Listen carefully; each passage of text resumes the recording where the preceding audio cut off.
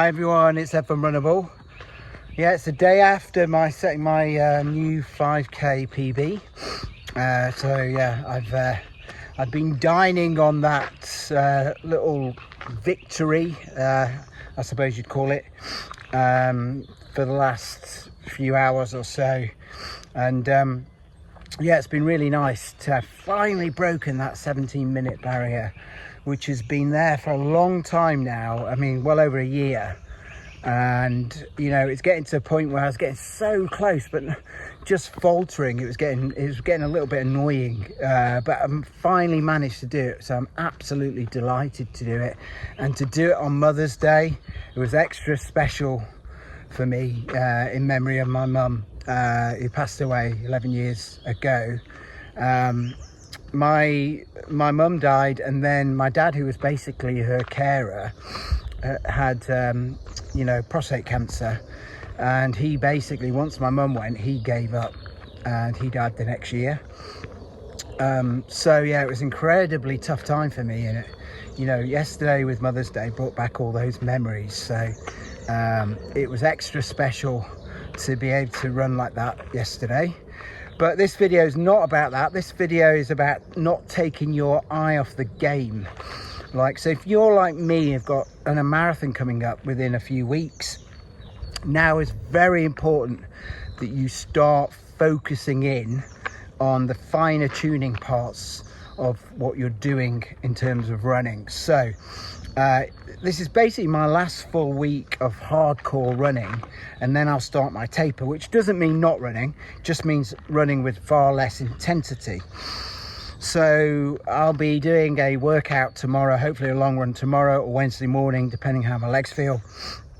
And that'll be like my last major long run, you know, at workout threshold pace, you know, at marathon pace or there or thereabouts. I probably won't hit marathon pace tomorrow, to be honest, because I'm going to planning to get up early and go and do Ali Pali, Queenswood, Highgate Woods, and some very scenic spots before I come back. I'll probably end up at Finsbury Park and do a bit of a loop back home.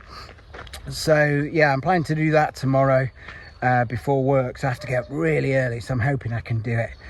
But I won't be doing you know, runs like that afterwards, really. I'll start to reduce mileage and intensity of mileage. But it's so important now to make sure you don't take your focus away. You've got so far with your training, it's almost tempting to say you've done enough, but now is a really important time to make those final adjustments, and you can do that by basically figuring out the things that aren't quite right. So if you've got like a stiff hamstring, or if you're slightly, you know, struggling a little bit with your foot strike, now's the time to kind of work on those areas. If your foot strike, you may concentrate more on getting a proper foot strike, and then relieving pressures on your ankle or on your foot that you might be having at the moment. So you might be doing hip stretches, you know, if you've got like a hip injury, just to stretch it out a bit, just focus and do those fine tuning before your marathon, and it'll pay massive dividend. Get your diet spot on. So I'm planning to have a whole 4 weeks now, or is it 3 weeks? Well, it'd be just about 4 weeks of not eating red meat, and I've done that for previous marathons. It cuts my weight a little bit. Also, I feel a little bit healthier, and I can get my protein by eating as much chicken as I want, just reducing the amount of red meat I eat. So for me, that's important. Try and cut back on dairy as well in these last few weeks, which tends to leave me a bit bloated, a bit tired, and has been known to like get in the way of kind of healing processes where your body tries to rejuvenate. There has been some studies that suggest that dairy can be problematic in that respect. And not eating too late in the evening, so making sure I get a good night's sleep. All these things are so important now.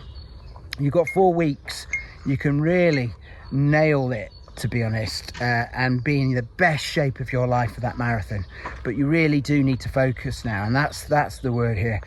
Focus. Don't forget, the end goal was not my 5k yesterday. The end goal is the marathon, and I need to keep focusing on that and not let these little triumphs get in the way of what is ultimately my big goal for the year, which is to nail that marathon.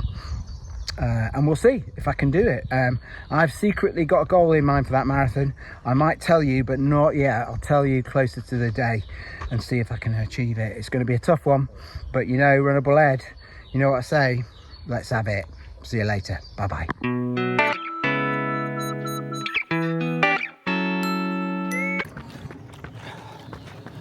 So I'm doing one of my favourite runs at the moment. I've got my Cielo X1 on at the moment. I'm probably going to use these for the next couple of runs I do, just to get my feet and legs feeling a bit better, because I took a bit of a pounding in that 5k, and it's funny, it's only 5k, but my legs feel just as bad as they did after 20 miles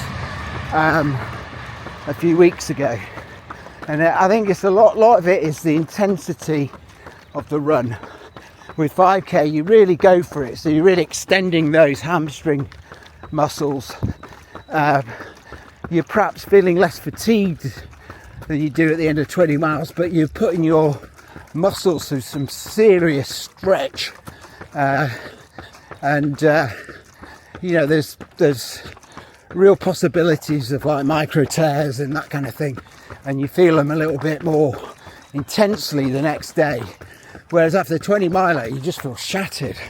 You feel like you want to eat a lot but you can't eat a lot, and then the next day you just feel all over the place, very lethargic, because your body's gone through a hell of a lot running 20 miles, and to run that extra 6,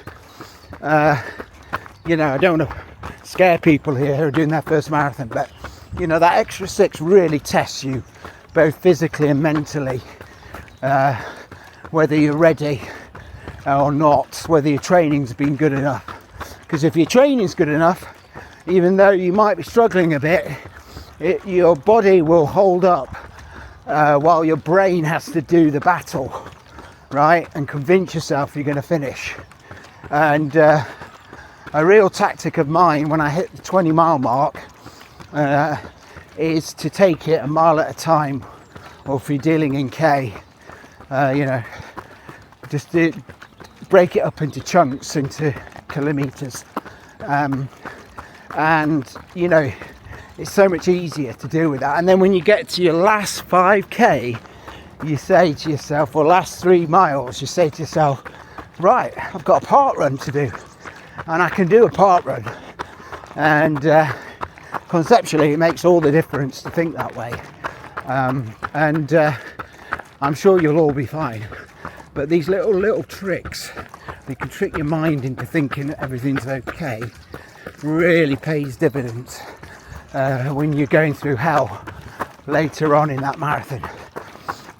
But this video is mainly about making sure that you focus on what you're doing still.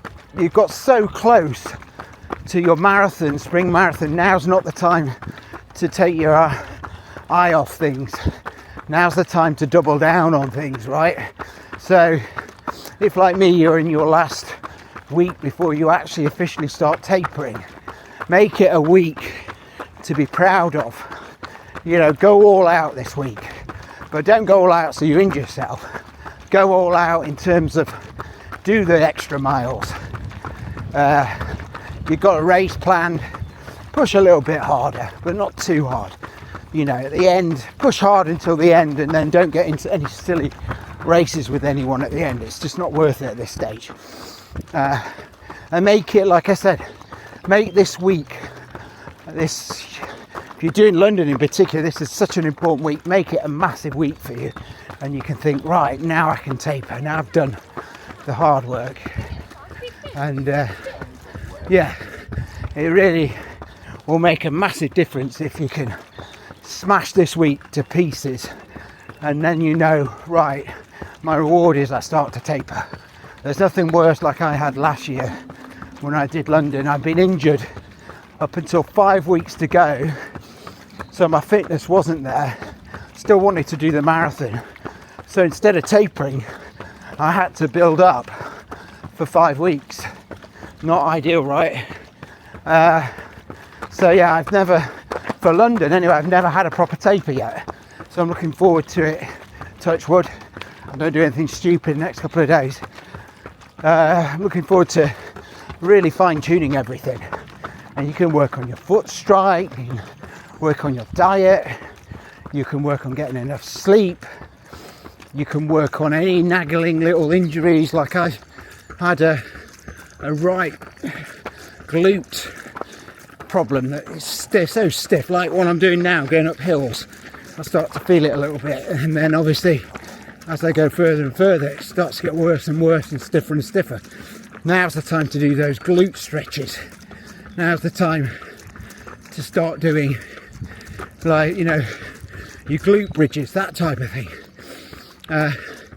This last week, do your strength training, do your stuff to make you strong, because come your taper, that you know, that won't really matter anymore so much, because I think the more you do in those last 3 weeks of strength training, the less effect it has on you, long-term effect it has on you for the marathon itself. So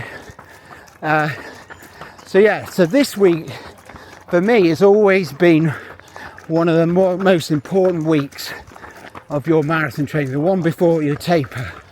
And typically tapering is 3 weeks.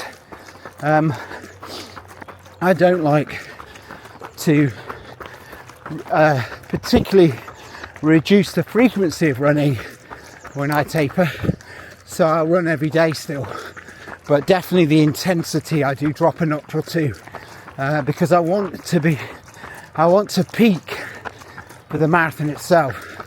I know so many runners that work so hard and they put themselves through hell, and when they get to the marathon they wonder why their legs feel heavy or they feel lethargic or tired. You know, they peak way too early. If the marathon had been 2 weeks previous, they would have been fine, but they kept going.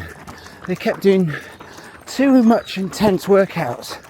There's a guy I know in my running club who does ridiculous amounts of weights as part of his running routine and ridiculous amount of mileage, and then when he gets to marathons he burns out often. But he's a very good runner, and for his age he's quite an incredible person, really incredible runner, but I do feel like he overdoes it a little bit on his training. When I see what he posts, I think, crikey. So the point is, trust your training that you've done so far. If you've had a good training camp, you'll be fine on marathon day, and just use this last week to re-emphasize, to sign off, if you like, your training plan has been successful. And to be honest, it's what I'm hoping to do this Friday, because on Saturday morning I'm off to Berlin for a family holiday for 5 days, which I will be doing running, but obviously I'll start my taper, so it'll be a bit less intense. So for me, even more reason to use the first half of this week as a real platform for the marathon itself. And that's all I want to talk about now. So hopefully you understand what I'm saying, makes sense to you, and you use your last remaining weeks before your spring marathon or week to really fine-tune everything and go into your taper period not stressing about anything, knowing that you've done your work, you've built your base, and you're ready to smash it. Let's have it.